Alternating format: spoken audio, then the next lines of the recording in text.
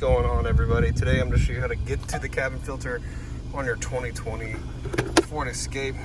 First thing you're going to do is pull down the glove box, but you're going to have to get this damper out of the way. What you're going to do is pull on it and it'll unclip.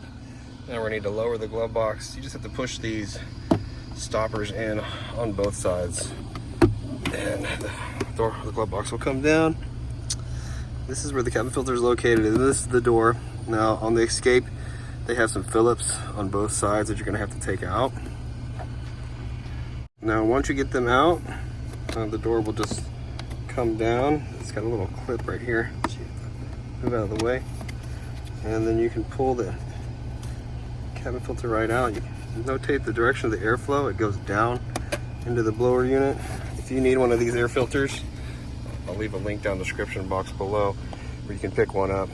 This one definitely needs to be changed, but that's how you get to and pull out the cabin filter on the 2020 Ford Escape. If the video was helpful, I'd really appreciate it if you liked and subscribed.